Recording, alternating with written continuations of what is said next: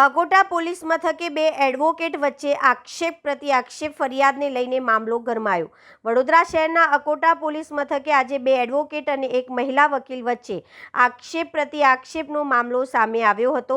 Court સંકુલની પાછળ કરવા અને વાહન અકસ્માતના મુદ્દે બંને પક્ષ ફરિયાદ નોંધાવવા અકોટા પોલીસ મથકે પહોંચ્યા હતા। મળતી માહિતી મુજબ એડવોકેટ હિતેશ ગુપ્તા તેમજ એડવોકેટ નિકુંજ વરસાડા અને તેમના પત્ની સ્મૃતિ પટેલ વચ્ચે આ મામલો સર્જાયો હતો। બંને પક્ષ દ્વારા એકબીજા સામે ગંભીર આક્ષેપો કરવામાં આવ્યા હતા। એડવોકેટ હિતેશ ગુપ્તાનો આક્ષેપ છે કે તેઓ દિવાળીપુરા ન્યાય મંદિર કોર્ટ સંકુલમાં કામ અર્થે ગયા હતા, જ્યારે એડવોકેટ નિકુંજ વરસાડા અને તેમના પત્ની તેમનો પીછો કરી રહ્યા હતા। વધુમાં સ્મૃતિ પટેલે તેમની 4 વ્હીલર કારની આગળ એક્ટિવા મૂકી રસ્તામાં અવરોધ ઊભો કર્યો હોવાનું પણ તેમણે આક્ષેપ કર્યો હતો। હિતેશ ગુપ્તાએ વધુમાં જણાવ્યું હતું કે સંખેડા કોર્ટમાં તેમની સામે બળાત્કારની ખોટી ફરિયાદ નોંધાવવામાં આવી છે અને આ મામલે તેમને નાર્કો ટેસ્ટની માંગ કરી છે। જો ફરિયાદ સાચી સાબિત થાય તો વકીલાત છોડી દેવાની પણ વાત તેમણે કરી હતી। બીજી તરફ એડવોકેટ નિકુંજ વરસાડા અને સ્મૃતિ પટેલે હિતેશ ગુપ્તા સામે આક્ષેપ કરતા જણાવ્યું કે તેમની એક્ટિવા સાથે હિતેશ ગુપ્તાની કારનો અકસ્માત થયો હતો। આ મામલે તેઓ પણ ફરિયાદ નોંધાવવા અકોટા પોલીસ મથકે પહોંચ્યા હતા।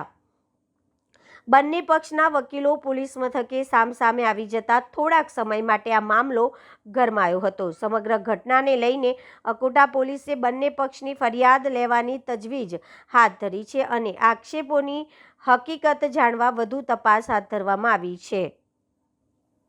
આમાં શું હતું કે અમે કોર્ટમાં હતા ને, આજે પેલું આવ્યું કે પેલો ઠરાવ હટી ગયો તો અમે કોર્ટમાં આવ્યા હતા। તો કોર્ટમાં આવીને મારી પાસે પહેલા આમ સ્માઇલ આપીને જાય છે અને ગંદી અને મને છે ને ગાળો આમ બોલવા લાગે જેવું તો કે તું કોર્ટમાં આવી તને બતાવું છું। એટલે તે પછી હું એ પોલીસને બોલાવીને તો અમે નીચે હતા અને પોલીસને બોલાવ્યા। તો ત્યાં પોલીસને બોલાવીને તો તેને પોતાની આ ગાડી છે તેને લઈને ભાગવાનો ટ્રાય કર્યો। તો અમે ત્યાં ગેટ પાસે ઊભા હતા, પોલીસનો વેઇટ કરતા હતા। તો તેને જ્યારે એન્ટર થઈ ને તે બાજુના ગેટથી 100ની સ્પીડ પર ભગાઈ અને મારા હસબન્ડ ત્યાં ઊભા હતા તો એમની ગાડીને આખી ઘસેડી છે। ત્યાંના વોચમેનથી લઈને બધા જ આપણા રોંગ સાઈડથી અને ત્યાંના વોચમેનથી લઈને બધા આપણા સાક્ષી છે કે આખી ગાડીની જોડે એમને ખસાડ્યા છે। એટલે એના કેમેરાનું બી કાઢવાનું કીધું છે અને ખોટા ખોટા આક્ષેપ લગાવે છે અમારી પર। આક્ષેપ એવું કર્યો છે કે આખા કોર્ટ દરમિયાન એમને પીછો કરવામાં આવતો, એમની જ્યાં જાય ત્યાં જતા હતા એવું આક્ષેપ। કોર્ટ તો સાહેબ મારા હસબન્ડ વકીલ છે, એનો જવાબ હું આપું છું। એમના જે આક્ષેપ છે કે પીછો કરવામાં આવ્યો છે, તો મારી વાઈફે મને એવું કીધું કે આ એડવોકેટ આજરોજ સવારે જ્યારે વડોદરા વકીલ મંડળની 3 દિવસથી જે હડતાલ ચાલુ હતી તેથી 3-4 દિવસથી તો હું કોર્ટ નહોતો જઈ શક્યો, પરંતુ આજે જ્યારે સારા સમાચાર આવતા વડોદરા વકીલ મંડળની જ્યારે હડતાલ સમેટાઈ ગઈ અને તેવામાં રાબેતા મુજબ જ્યારે કોર્ટ ચાલુ હતી, હું પોતે મારે આજે નામદાર સેશન્સ કોર્ટમાં તેમજ અન્ય કોર્ટોમાં ઘણા કામો હતા। એટલે હું જ્યારે કોર્ટમાં પહોંચ્યો ત્યારે એડવોકેટ નિકુંજ વરસાવડા તથા તેમની પત્ની સ્મૃતિ આ બંને જણા હું જે કોર્ટોમાં જાઉં મારી પાછળ ફરવા લાગ્યા।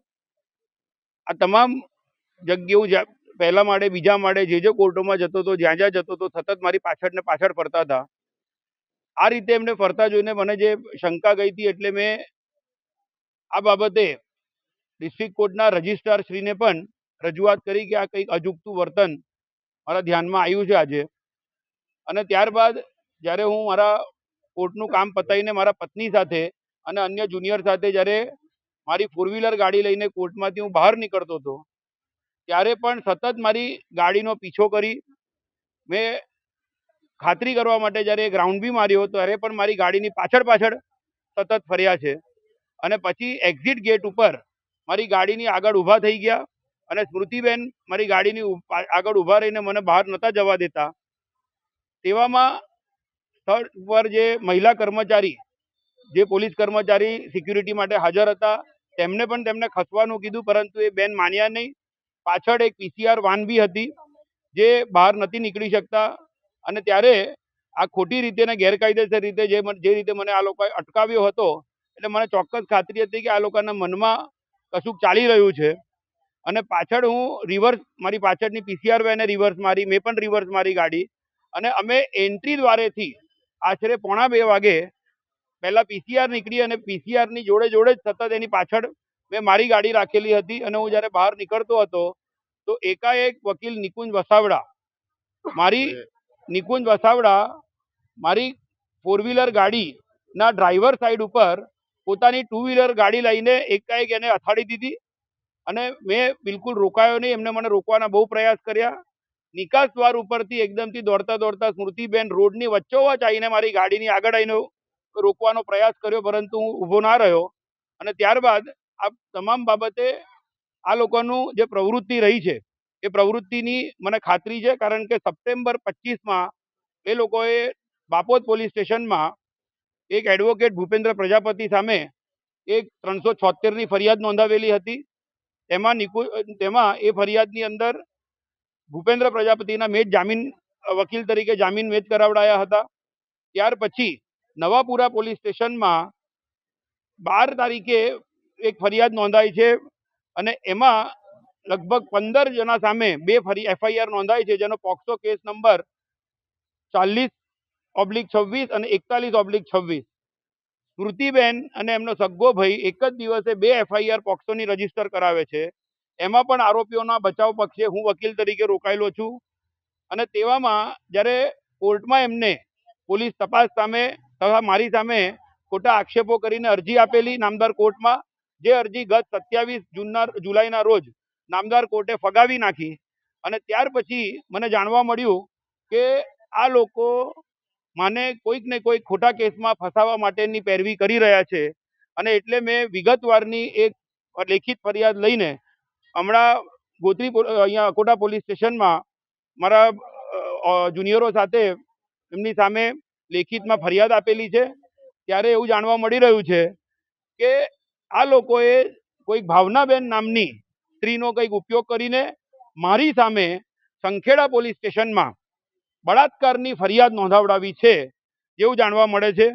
સંખેડા પોલીસ સ્ટેશન આ બાબતે ખાતરી કરે અને ખરેખર મારા મોબાઈલમાં કે મારા સર્કલમાં હું ક્યારેય કોઈ ભાવનાબેન નામની કોઈ સ્ત્રીને જાણતો નથી, કોઈને ઓળખતો નથી. પરંતુ 376ની આક્ષેપોવાળી જે લોકોને ટેવ પડેલી છે ખોટી ફરિયાદો કરવાની, મેં મારી અરજીમાં લખીને આપ્યું છે કે મારી સામે કોઈ પણ પ્રકારની ફરિયાદ આવે તો ફરિયાદ કરનારનું પહેલા નાર્કો ટેસ્ટ કરાવવામાં આવે, લાઈ ડિટેક્શન ટેસ્ટ કરાવવામાં આવે, અને જો મને કોઈ પણ પ્રકારે ખોટી ફરિયાદમાં ફસાવાના કોઈ પણ કારસા રચવામાં આવશે તો હું તમામ બાબત સાઈડ પર મૂકીને મારી સામેની ફરિયાદ પોલીસ પુરવાર કરે.